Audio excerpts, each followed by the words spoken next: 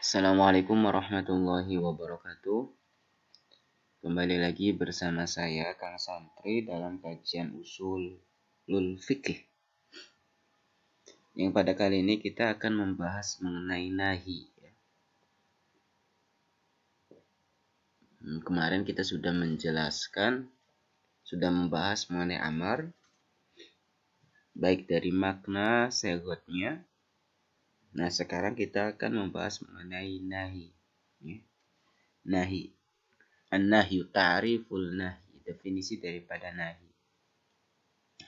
Wan nahyu itu apa? Al-istid'a'u, menuntut.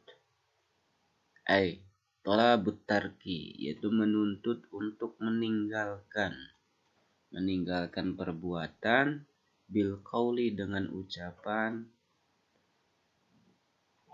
berucap kepada siapa? Mimman, kepada orang, huwa dunahu, yang lebih rendah derajatnya, ala sabilil wujub, yaitu dengan secara wajib, yaitu menuntut untuk meninggalkan dengan mengucapkan kepada orang yang lebih rendah dalam derajatnya secara wujub, ya. Jadi kayak misal bos atau atasan menyuruh anak buahnya biar apa? Biar jangan malas, biar jangan ngerokok, dan lain sebagainya. Jadi perintah untuk meninggalkan perbuatan, itulah yang disebut dengan nahi. Ala wazanin atau ala auzan, ya di sini ya. Kalau misal dalam kitab yang lain, ala wazanin ma taqaddama fi haddil amr. Itu sama gitu loh, mengikuti wazan yang dulu telah disebutkan dalam permasalahan amr. Ya, jadi ntar wazannya atau segotnya untuk nahi di sini sama kayak dalam pembahasan amr. Itu mungkin di sini ada tambahan, tidak ada ya. Nah, kemudian an-nahyu yadullu ala fasadil manhi anhu. Nahi menunjukkan apa? Menunjukkan rusaknya manhiu anhu, itu perbuatan yang dilarang. Jadi menunjukkan rusaknya perbuatan yang dilarang. Wa yadullu an-nahyu al-mutlaqu syar'an. Secara syara, nahyul mutlak itu menunjukkan apa? Menunjukkan rusaknya manhiu anhu, rusaknya perbuatan yang dilarang. Nah, di sini masuk nih dalam pembahasan fil ibadah, dalam perkara-perkara ibadah. Sawa'un nuhiya anha li'ainiha, baik itu dilarangnya karena zatnya itu sendiri, seperti kasolatil haidhi wa somnya, seperti sholatnya perempuan yang haid dan puasanya perempuan yang haid. Nah, di sini hanya itu emang sudah dilarang, baik itu ya karena perempuannya itu haid, ya. Jadi dilarang, tidak diperbolehkan bagi perempuan yang haid itu untuk apa? Mengerjakan sholat dan puasa. Nah, kita coba lihat nomor 3 dan nomor 4. Nih, warodat hadis, terdapat banyak hadis bahwasanya perempuan yang haid itu dia tidak boleh berpuasa, tapi cukup dengan mengqodhoinya saja, ya. Nah, famin dzalika marwahu al-Bukhari, yang itu diriwayatkan oleh Imam Bukhari dari hadis Abi Sa'id al-Khudri. Nah, di dalamnya juga alaisa idza hadat lam tasil wa lam tasum, ya. Bukankah ketika perempuan yang haid itu tidak sholat dan tidak berpuasa? Nah, ini ya. Jadi tidak. Makanya ketika misal perempuan yang sedang haid itu sholat atau puasa, maka fasid, rusak, ya. bahkan ya tidak diperbolehkan ya. Nah, atau auli amrin lazimin, atau karena ada hal, yaitu perkara yang lazim, laha kasaumi yaumin nahri, seperti puasa pada raya kurban, hari raya kurban. Nah, coba lihat nomor 1 di sini, raya kurban atau yang semisalnya, yaitu puasa hari raya fitri. Nah, jadi di sini Nabi melarang untuk melakukan 2 puasa berupa yaumul fitri wa yaumun nahri. Larangannya kenapa? Karena itu merupakan amrun lazim ya. Amrun lazim itu perkara yang sudah lazim gitu loh. Kenapa amrun lazimnya? Jadi misal kayak di hari raya kurban, itu merupakan ada di dalam hadis itu hari raya kurban itu hari di mana itu merupakan terdapat jamuan ya. Jamuan dari Allah berupa daging kurban, daging kambing, daging sapi dan lain sebagainya, yang tujuannya itu yaitu untuk dimakan. Nah, kalau misal di situ kita melakukan puasa, ya berarti otomatis kita berpaling dari jamuan Allah. Nah, kayak gitu. Itu larangannya. Itu amrun lazimin. Begitupun larangan yang masih amrun lazimin, yaitu sholat pada waktu-waktu yang dimakruhkan. Mana saja sih waktu yang dimakruhkan itu? Seperti sholat setelah fajar atau setelah subuh, sholat setelah sholat asar. Sebagaimana Abu Hurairah menetapkan di dalam hadis bahwasanya Nabi yaitu melarang untuk melakukan sholat setelah sholat subuh sampai tatlu asyams, sampai matahari itu lingsir ya, atau keluar. Wa ba'dal asri hatta taghrub asy-syams, dan itu dilarang ya. Tapi ini ada ini berlaku larangan melakukan sholat pada waktu yang dimakruhkan ini, yaitu berlaku hanya sholat nafil aja ya, sholat sunnah saja.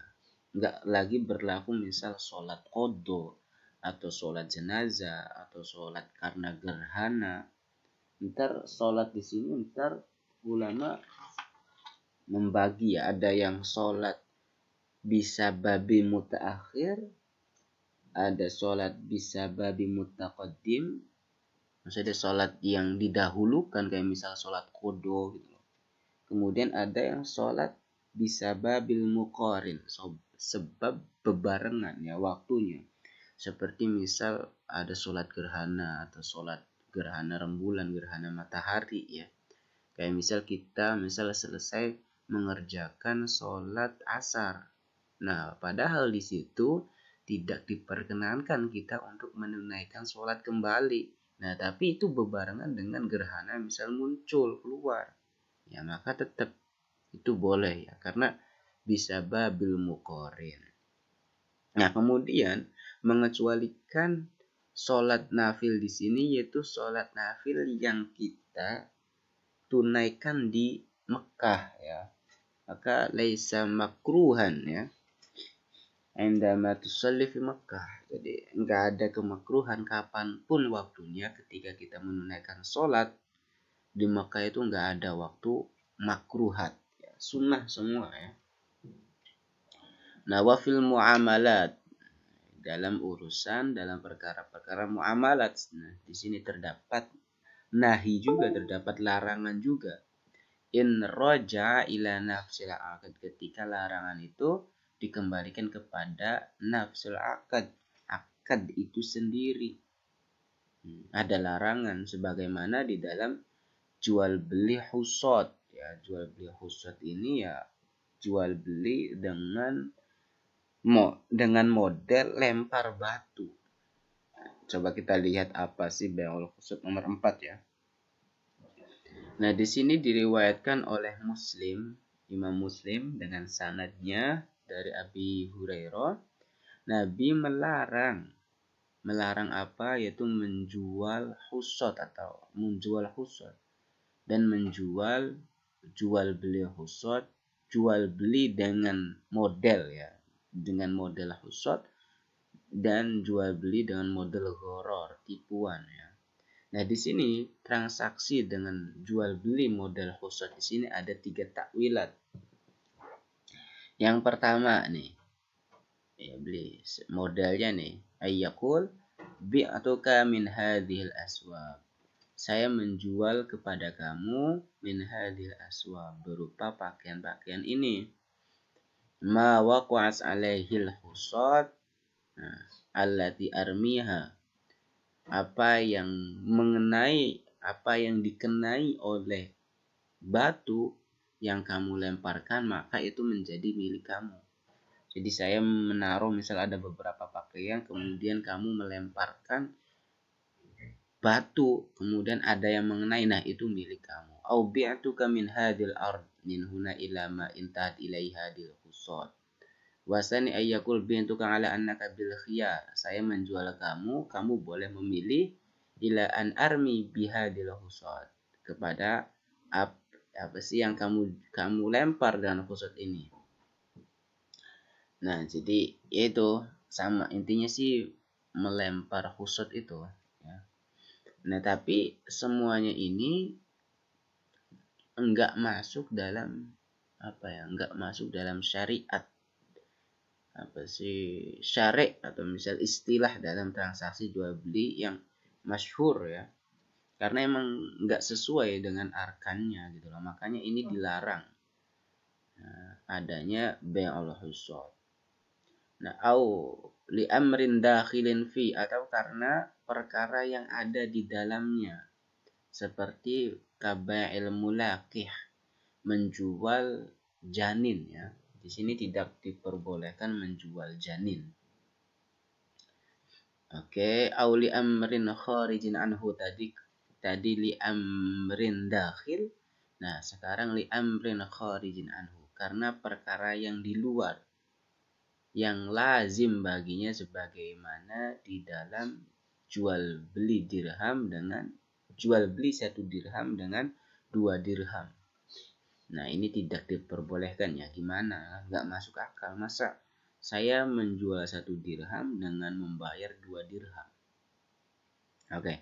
Fa in kana ghairu lazim lahu. Ketika nahyunya itu tidak lazim lahu, kal wudu'i bil ma'il maksud, masalah seperti berwudu dengan menggunakan air yang maksub ya, ghasab, rampasan. Wa kal bai'i waqtan nida'il jum'ah, seperti menjual transaksi jual beli pada waktu waktu dipanggilnya sholat Jumat, maka lam yadullu 'alal fasad. Ini tidak menunjukkan atas kerusakan semuanya ini. Wudu dengan air rampasan, menjual atau transaksi jual beli di waktu azannya sholat Jumat, itu dia tidak menunjukkan rusak ya, karena ini tidak lazim ya. Jadi ada perbedaan wudu itu sendiri dan airnya itu sendiri ya. Nah, ini khilafan lima yafhamuhu kalamul musannif. Ini berbeda terhadap apa yang dipahami oleh perkataan Ki Musonif. Jadi permasalahan ini emang ulama berbeda pendapat. Ada yang mengatakan ya fasad, rusak wudunya gitu. Tapi ada juga yang mengatakan ya tidak fasad, akan tetapi sah gitu loh. Wudu dengan air maghsub atau transaksi pada waktu azan sholat Jumat. Nah, iya kayak gitu. Nah, tapi di sini Imam Haramain mengatakan yaitu an-nahyu ya. Nahyu di sini yaitu menunjukkan rusaknya, manhiyu anhu ya. Jadi tadi menggunakan wudu dengan menggunakan air rampasannya rusak ya, yang dipahami oleh Imam Harumain. Tapi di sini mazhab Syafi'i Hanafi, ya yang dikehendaki nahyu di sini yaitu dia tidak menunjukkan atas kerusakan dalam artian masih sah. Tapi di sini Imam Malik berbeda di dalam masyhur dan Hanabila berbeda. Nah, faqulu an-nahyu yadullu 'ala fasad fa'il wa ghairu sasa. Mereka mengatakan larangan itu menunjukkan fasad. Ya. Larangan menunjukkan tapi fal bai' waqtan nida ghairu sahih. Jual beli pada waktunya tidak sah. Nah, yaitulah ulama berbeda pendapat ya. Nah, itu saja mengenai an-nahyu ya. Jadi intinya ada beberapa hal. Yang pertama dari ta'rifnya nahyu sendiri yaitu istid'a atau labutar untuk meninggalkan. Jadi semua permasalahan tadi ya harus ditinggalkan ya. Itu saja untuk masalah an-nahyu di sini, mudah-mudahan ada manfaatnya. Kurang lebihnya mohon maaf. Akhirul kalam. Wassalamualaikum warahmatullahi wabarakatuh.